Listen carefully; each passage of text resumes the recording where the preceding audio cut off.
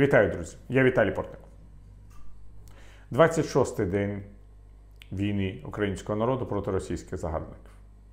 Вже вночі Міністерство оборони Російської Федерації повідомило про ультиматум захисникам Маріуполя.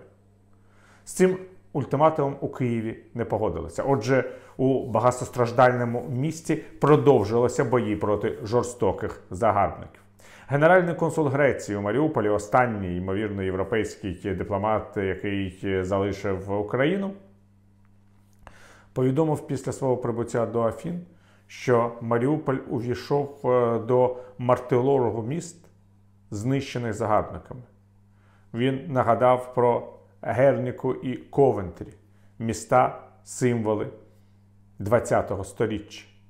І очевидно, що Маріуполь був перетворений російськими загарбниками саме на такі руїни. Причому навіть після нелюдських знущань над мешканцями Маріуполя банда Володимира Путіна, яка абсолютно помилково називає себе Збройними силами Російської Федерації, продовжує свою чорну роботу. Маріуполь не просто перетворюють на руїни.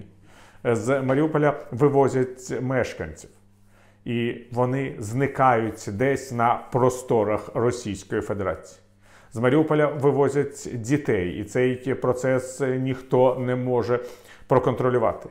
До військових злочинів, які ми спостерігаємо у Маріуполі, додаються ще й звичайні кримінальні злочини, які здійснюються військовослужбовцями Російської Федерації. Однак очевидно, що головний воєнний злочинець Росії – Володимир Путін.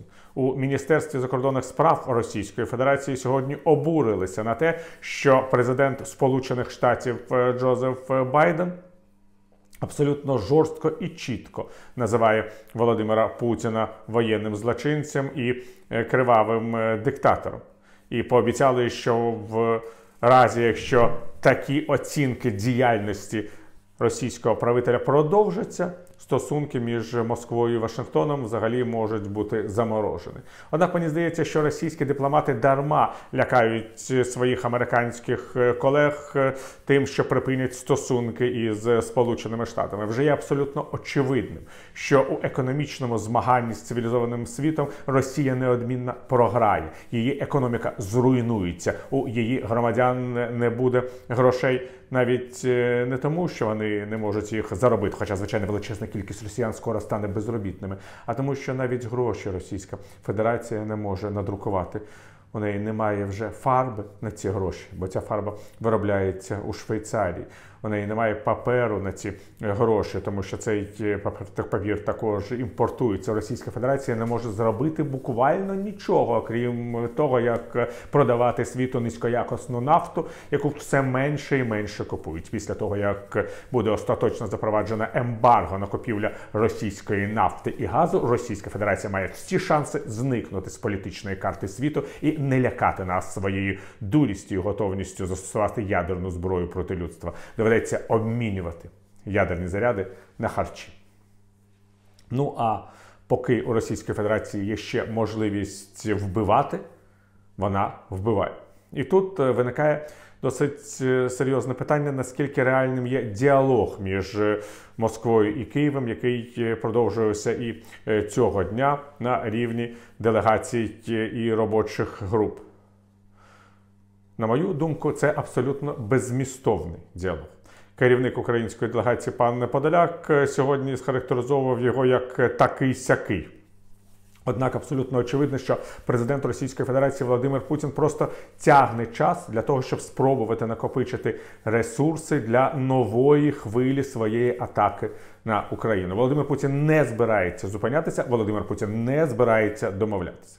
Однак у українського керівництва все ж таки залишається якась ідея, що домовленості з Володимиром Путіним можливі, що він вже усвідомив безперспективність перспектив свого нападу на Україну. Президент України Володимир Зеленський підкреслив у своєму інтерв'ю суспільним мовникам, що, на його думку, ніяких ультимативів Російської Федерації України приймати не буде, тому що не може зробити це фізично. Мається на увазі, що українське суспільство налаштоване на перемогу, не погодиться із ультиматами, які, зокрема, стосуються територіальної цілісності нашої держави. Володимир Путін продовжує наполягати, і це було підкреслено під час його сьогоднішніх контактів із одним з посередників на перемовинах ізраїльським прем'єр-міністром Нафталі Беннетом, на територіальних поступках, на визнанні Україною російського статусу Криму і на визнанні Україною так званої незалежності так званих народних республік, тобто окупованих Донецької і Луганської області. Я вважаю, що Путіну взагалі потрібні ці поступки лише з однією метою – спровокувати громадянську війну в Україні, щоб полегшити собі окупацію ще якоїсь частини української території. Більше ні для чого. Однак, ймовірно, у Володимира Зеленського можуть бути інші уявлення про те, як мають просуватися ці перемовини. І український президент сказав, що всі рішення по домовленостях з Російською Федерацією мають бути вирішені під час загальноукраїнського референдуму. Відразу можу сказати, що ніякого такого референдуму, якщо будуть досягнуті якісь домовленості з Російською Федерацією, провести не вдасться. Згідно із Українською Конституцією, референдум може бути проведений тільки коли буде скасовано воєнний стан. А наскільки ми розуміємо з вами, воєнний стан може бути скасований тільки в разі, якщо війська загарбників підуть з української території. А війська загарбників підуть з української території тільки після схвалення тих домовленостей, які будуть досягнуті між Москвою і Києвом. Окрім того, референдум на території України може проводитися тільки на всій її території. Тобто мається на увазі і територія Криму, і територія Донбасу. Будь-який інший референдум не буде мати конституційних повноважень. Таким чином, його проведення не має ніякого значення з точки зору ймовірних змін до українського основного закону. Таким чином, хочеться ще раз пояснити, що президенту Володимиру Зеленському доведеться брати відповідальність на рішення без всяких загальнонародних голосувань. Однак змінити українську конституцію у нього все одно не буде жодних можливостей, тому що певні частини української конституції змінюються тільки шляхом загальнонародного референдуму, який неможливо провести ані в умовах воєнного стану, ані в умовах окупації хоча б одного українського міста. Навіть якщо це місто Севастополь. Якщо ви здивуєтеся, що на 26-й день війни ми знаходимося у правовому глухому куті, я скажу вам, не дивуйтесь. Незалежність і безпека України ніколи не буде гарантована жодними домовленостями з Володимиром Путіним.